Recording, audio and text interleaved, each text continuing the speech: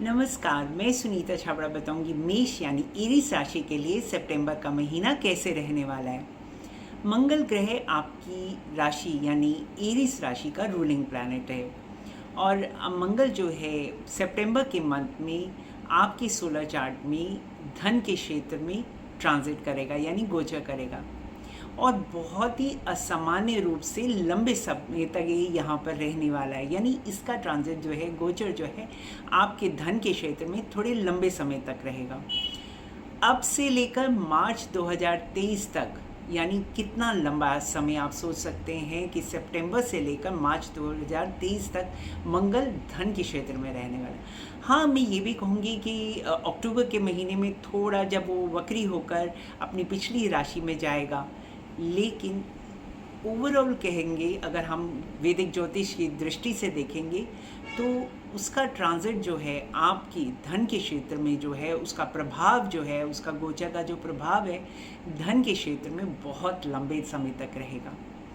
तो ये स्पष्ट है कि इससे ये तो बात स्पष्ट हो गई कि आप जो हैं पैसों के बारे में अधिक, बहुत अधिक मैं कहूँगी सोच रहे हैं और सोचेंगे भी।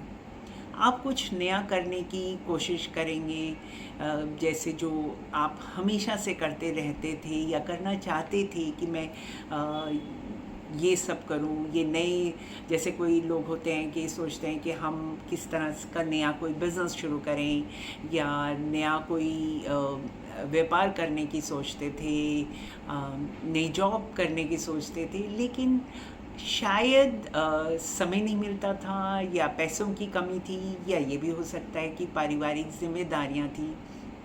कोई भी विभिन्न कारण हो सकता है जिसके कारण आप अभी तक जो थे शायद नहीं कर पाए थे।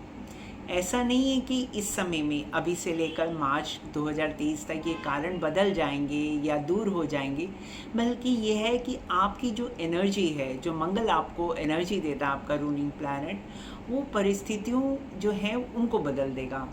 और बदलती परिस्थितियों के कारण जो है ये समय ऐसा रहेगा कि आप अपनी लाइफ में पैसे अर्न करना, सेव करना, अपनी नेटवर्थ को चेंज करना। हो सकता है कि आप ये सोचें कि मुझे कैसे अपनी सेविंग्स करनी है, कैसे अपना फ्यूचर जो विज़न होता है मनी मैटर्स को लेकर, वो जो है आपके लिए बहुत इम्पोर्टेंट रहेगा। ये आप समय जो है आपके लिए भावुक भी हो सकता है, यानी आप बहुत इमोशनल फील कर सकते हैं। और जो एक और भी मैं बात कहूँगी कि आप बहुत ही ज़्यादा, जिसे कहते हैं ना, रिस्क टेकिंग आप में एबिलिटी जो होगी वो भी बढ़ जाएगी।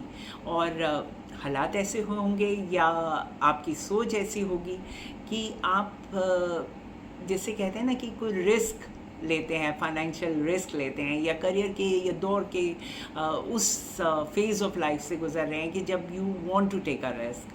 आप ये सोच रहे हैं कि कोई बात नहीं, मैं जोखिम उठा लूँगा, लेकिन जो करना चाहता हूँ, जो समय ने मेरे सामने रखा है, मैं उस चैलेंज को एक्सेप्ट करूँगा।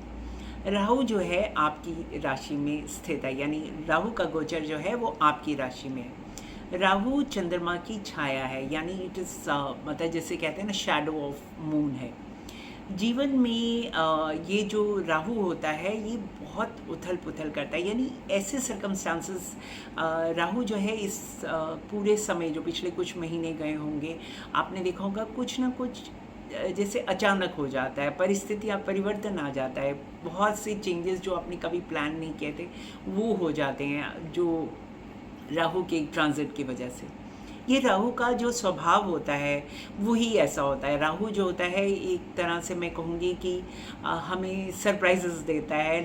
Sometimes we like those surprises, sometimes we are not prepared also, यानी हम उसके लिए तैयार ही नहीं होते मानसिक रूप से, पर फिर भी क्या करें, जो परिस्थितियाँ देंगे तो उसके हिसाब से आपको चेंज करना पड़ेगा।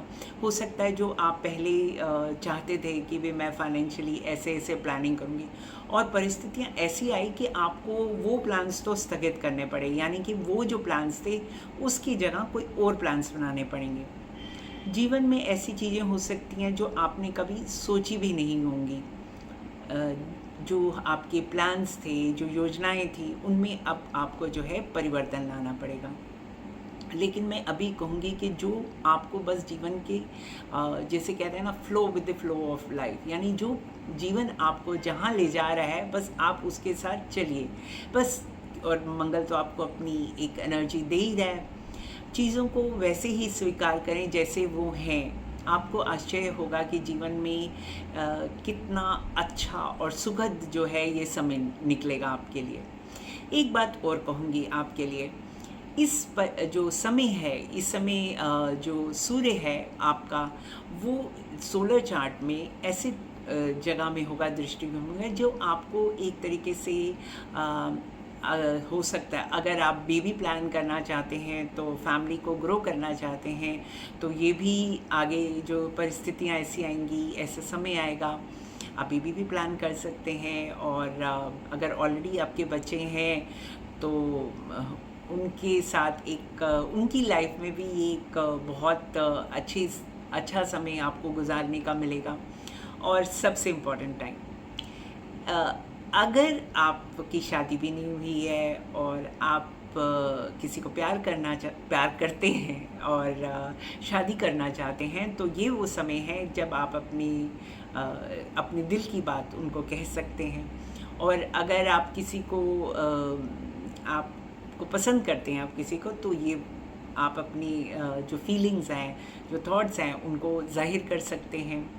और आप देखेंगे कि वैसे भी ओवरऑल, चाहे आपकी शादी हुई है कि या नहीं हुई है, तो सभी के लिए जो सितंबर का महीना है वो बहुत ही फ़न है, मतलब बहुत एंजॉय करने का समय है, जब आप को जो पूरे ब्रह्मांड से जो है एक अच्छा समय एंजॉय करने के लिए मिलेगा। अच्छा, चलिए, ये तो एक वो समय हुआ जो हम जनरली स्पीकिंग हम कह रहे हैं कि हमें एंजॉय करने के लिए मिल रहा है।